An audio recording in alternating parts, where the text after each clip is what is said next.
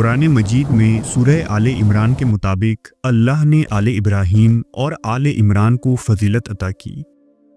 عمران بن قحات دراصل حضرت یعقوب علیہ السلام کے بیٹے لاوی کے پرپوتے تھے۔ روایتوں کے مطابق بنی اسرائیل یوسف علیہ السلام کے زمانے میں کنعان چھوڑ کر مصر آ گئے تھے، لیکن لاوی کی کچھ اولادیں کنعان میں ہی رہیں، لہٰذا عمران بھی البتہ ایک اسرائیلی تھے لیکن ان کی زندگی کنعان میں ہی گزری۔ پھر 40 برس کی عمر میں آپ مصر آ گئے اور اپنی چچا زاد یوکابد سے شادی کر لی۔ عمران کی زوجہ یوکابد ایک نیک صفت خاتون تھی۔ کچھ عرصے بعد آپ کے بدن سے ایک لڑکے کی پیدائش ہوئی جس کا نام انہوں نے ہارون رکھا۔ لفظ ہارون کے معنی عبرانی زبان میں سرخ اور سفید کے ہیں۔ چونکہ آپ بہت خوبصورت اور گورے رنگت والے شخص تھے، اس لیے آپ کی والدہ نے آپ کا نام ہارون رکھا تھا۔ جب ہارون علیہ السلام کی پیدائش ہوئی، اس وقت مصر میں سیٹی اول نامی فرعون کی حکومت تھی، جو بڑا ہی ظالم اور جابر حکمراں تھا اور خود کو خدا کہلواتا تھا۔ اس نے بنی اسرائیل کو مصر میں غلام بنا رکھا تھا اور ان سے ذلت آمیز اور سخت کام کروایا کرتا۔ انہی حالات میں حضرت ہارون نے پرورش پائی۔ آپ نہایت ہی بلند قامت، خوبصورت، نرم مزاج، بردبار، صاف اور میٹھی گفتگو کرنے والے اور پرسکون لہجے میں بات کرنے والے انسان تھے۔ حضرت ہارون علیہ السلام نہایت ہی خوش شکل، لمبے چوڑے تھے۔ آپ کا رنگ سفید اور بال گھنگریلے تھے اور آپ بلا شبہ اپنے قبیلے کے سب سے خوبصورت مرد تھے۔ حضرت ہارون کی ابتدائی زندگی کے متعلق بہت زیادہ معلومات نہیں ملتی، البتہ کچھ احادیث، اقوال صحابہ، عبرانی بائبل اور نئے عہد نامہ میں حضرت ہارون کے نبوت کے بعد کے حالات زندگی لکھی ہیں۔ حضرت موسیٰ علیہ السلام حضرت ہارون کے چھوٹے بھائی تھے۔ حضرت ہارون موسیٰ سے 3 برس بڑے تھے۔ ایک دن جب حضرت موسیٰ حورب کے پہاڑی پر بکریاں چرا رہے تھے، تب خداوند نے موسیٰ سے کلام کیا اور انہیں اپنا نبی بنا کر فرعون کی طرف بھیجا تاکہ وہ فرعون کو ظلم و ستم سے باز آنے کی تلقین کرے اور بنی اسرائیل کو غلامی سے آزاد کروائیں۔ حضرت موسیٰ کے لیے یہ ذمہ داری بہت بڑی تھی اور آپ ابتدا میں بہت پریشان ہوئے۔ وہیں موسیٰ علیہ السلام کو بولنے میں بھی کافی دشواری ہوتی تھی۔ آپ کی زبان میں لکنت تھی اور آپ ہکلا کر بولا کرتے تھے۔ لہٰذا آپ نے اللہ سے یہ درخواست کی کہ میرے بھائی ہارون کو میرا زور بازو اور مددگار بنا دے اور انہیں بھی نبوت عطا کرے تاکہ میرے لیے میرا کام آسان ہو جائے۔ چنانچہ اللہ تبارک و تعالیٰ نے آپ کی یہ درخواست قبول کر لی اور اس طرح حضرت موسیٰ کی سفارش سے آپ کے بھائی ہارون بھی نبوت کے منصب پر فائز ہو گئے۔ انجیل مقدس کے مطابق خداوند نے موسیٰ علیہ السلام سے کہا تھا کہ تو خدا کا پیغام اور ہارون تیری زبان ہوگا، اور خداوند خود دونوں بھائیوں کا حامی ہے۔ پھر اللہ نے حضرت ہارون علیہ السلام کو جنگل کی طرف بھیجا تاکہ وہ اپنے بھائی اور پیغمبر موسیٰ علیہ السلام سے ملاقات کریں۔ حضرت موسیٰ نے حضرت ہارون کو وہ تمام باتیں بتائیں جو حورب کے پہاڑی پر خدا نے انہیں کہا تھا، اور پھر دونوں حضرات فرعون کے دربار میں تشریف لے گئے تاکہ اسے خدا کا پیغام سنائیں۔ انہوں نے فرعون سے کہا کہ تو خدائی کے جھوٹے دعوے داری سے باز آ جا اور اس عظیم خدا کی پرستش کر جس نے آسمان اور زمین کی تخلیق کی ہے، اور بنی اسرائیل پر ظلم و ستم بند کر کے انہیں آزاد کر دے۔ لیکن فرعون پیغام حق کو ماننے سے منکر ہو گیا اور کہنے لگا کہ اگر تم واقعی خدا کی طرف سے بھیجے گئے ہو تو کوئی معجزہ دکھاؤ۔ لہذا موسیٰ علیہ السلام نے اپنے عصا کو زمین پر مارا اور وہ سانپ میں تبدیل ہو گیا۔ لیکن فرعون ان واضح نشانیوں کو دیکھ کر بھی ایمان نہ لایا اور کہنے لگا کہ یہ تو محض جادو ہے۔ لیکن یہ معجزہ دیکھ کر فرعون کے دربار میں موجود جادوگر اسلام لے آئے اور تمام لوگ حضرت موسیٰ اور ہارون کے اچھے اوصاف کے ساتھ ذکر کرنے لگے۔ اس طرح پورے مصر میں موسیٰ و ہارون کے چرچے ہونے لگے۔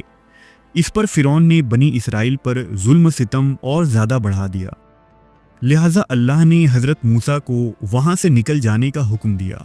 हज़रत मूसा व हारून बनी इसराइल को लेकर मिस्र से निकल गए और दरियाए किल्जिम पर वो मशहूर वाक़या पेश आया कि जब आपने अपनी लाठी को समुंदर पर मारा और समुंदर दो हिस्सों में बंट गया और बीच से एक रास्ता निकल आया। इस तरह बनी इसराइल दरिया पार करके सरजमीन किनान में पहुंच गई और वादी तिया में पड़ाव डाला। इन तमाम वाक़यात के दौरान हज़रत हारून मूसा अलैहिस्सलाम के साथ ही रहे। हज़रत हारून एक बासलाहियत मुकर्रिर थे और अक्सर हज़रत मूसा के लिए बोला करते थे। वो बड़ी हद तक बनी इसराइल को इबादत के तरीके सिखाने के जिम्मेदार थे। अब वो वक्त आया जब खालिक़े कायनात ने बनी इसराइल को एक बाज़ाब्ता शरीयत देने का फ़ैसला किया। लिहाजा अल्लाह ने मूसा अलैहिस्सलाम को तूर सीना पर बुलाया ताकि उन्हें तौरेत की आयतें और ख़ास अहकामात अता करें। जब मूसा अलैहिस्सलाम तूर पर जाने लगे तो बनी इसराइल को जमा किया और फरमाया कि खुदा ने मुझे पूरे 30 दिनों के लिए तलब किया है, इसलिए मेरी गैर हाज़िरी में मेरे भाई हारून तुम्हारे पास मौजूद हैं।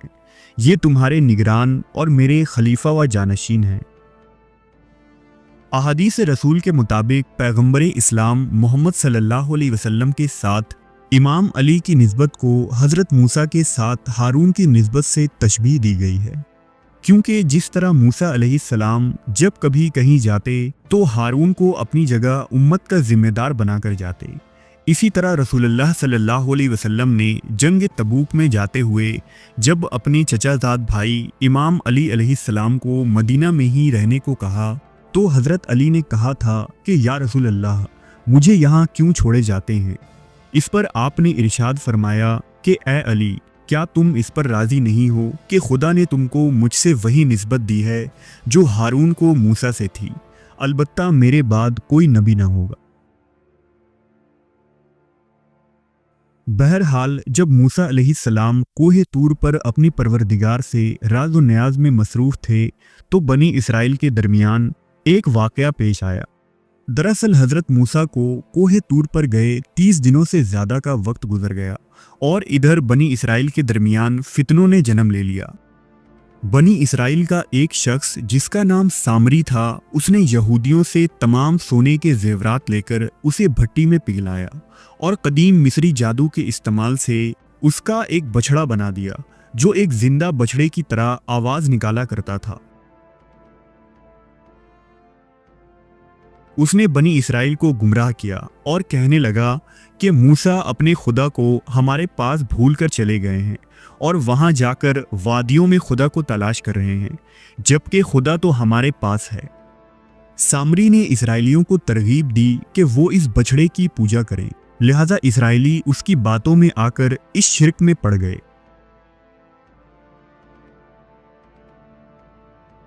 जब हज़रत हारून अलैहिस्सलाम ने ये सब देखा तो लोगों से फरमाया कि ऐसा ना करो, ये तो गुमराही का रास्ता है, मगर उन्होंने हज़रत हारून की बातों को मानने से इनकार कर दिया और आप अलैहिस्सलाम को कत्ल करने की धमकी दी।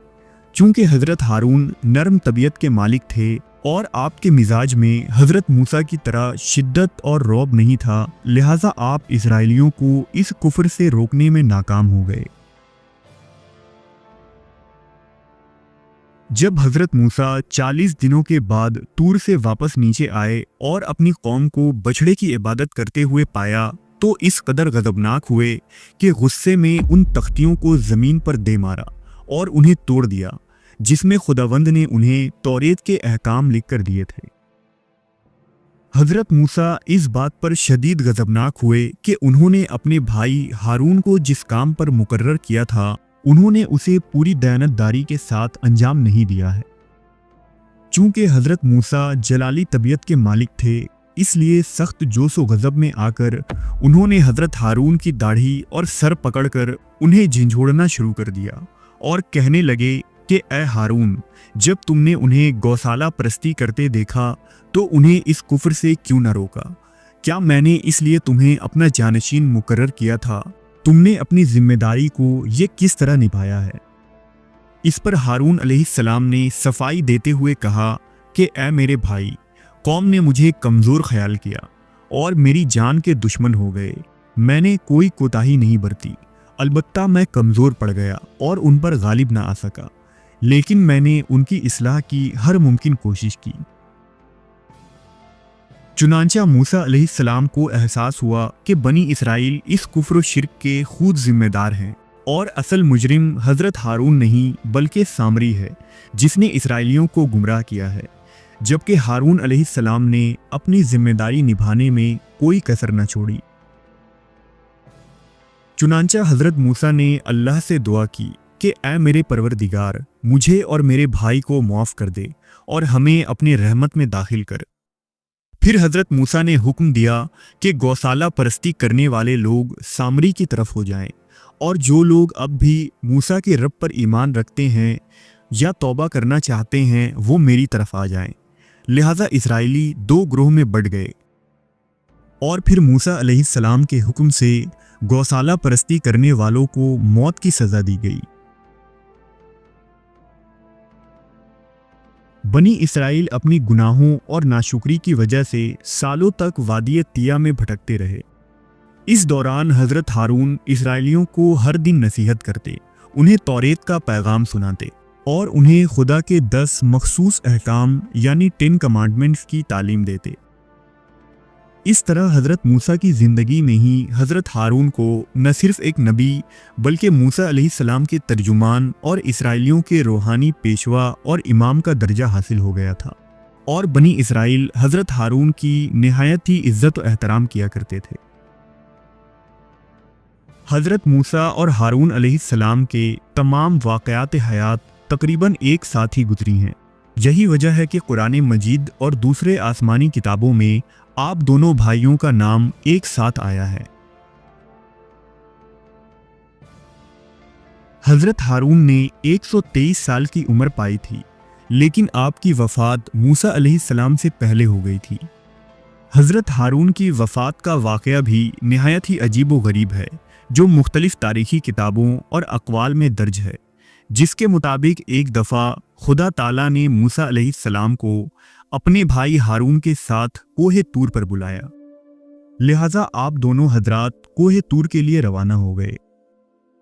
جب موسیٰ و ہارون جبل حور پر پہنچے تو حضرت موسیٰ پر وحی آئی کہ اے موسیٰ، اب ہارون کی مدت عمر ختم ہو گئی ہے اور وہ اپنے عزیزوں سے ملنے والے ہیں، لہٰذا انہیں اس کوہ حور پر روک دو اور ان کے بیٹے العازار کو یہاں بلا کر ہارون کا لباس اسے پہناؤ اور اسے ان کا جانشین بنا دو۔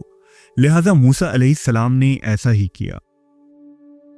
کچھ روایتوں میں آیا ہے کہ انتقال کے وقت حضرت ہارون کے پاس ان کے فرزند شبر اور شبیر موجود تھے، جبکہ کچھ تاریخی روایت بتاتی ہیں کہ حضرت ہارون کے 4 بیٹے تھے، جن میں 2 بیٹوں کا حضرت ہارون کی زندگی میں ہی انتقال ہو گیا تھا۔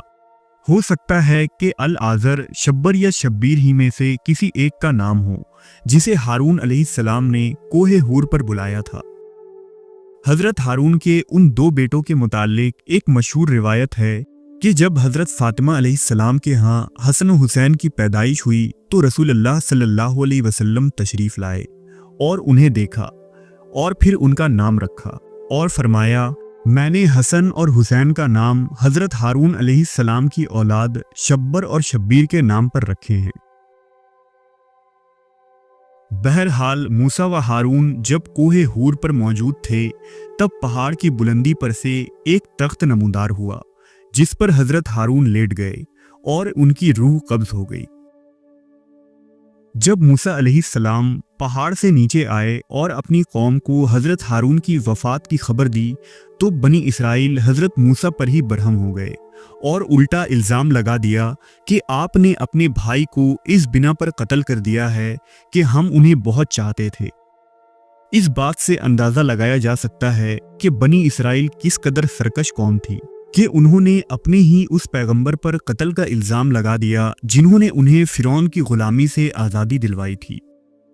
بہرحال اس وقت آسمان سے وہی تخت نازل ہوا جس پر حضرت ہارون کی جسد مبارک رکھی ہوئی تھی، اور اس طرح بنی اسرائیل کو یقین آیا کہ حضرت ہارون کی روح قبض کی گئی ہے اور وہ اپنی موت مرے ہیں۔ حضرت ہارون علیہ السلام کی وفات حضرت موسیٰ کے لیے نہایت ہی تکلیف دہ تھا۔ بھائی کا غم جدائی حضرت موسیٰ میں اس درجہ تھا کہ وہ بے انتہا روئے اور گریہ زاری کیا۔ دوسری طرف بنی اسرائیل بھی حضرت ہارون کی وفات پر بہت غمگین تھے اور انہوں نے 30 دنوں تک کوہ ہور کے دامن میں حضرت ہارون کا غم منایا۔ ایک روایت کے مطابق انتقال کے بعد حضرت ہارون علیہ السلام کو فرشتے اٹھا کر لے گئے اور انہیں ایک ایسی جگہ دفن کر دیا کہ ان کی قبر کسی کو معلوم نہ ہو سکی۔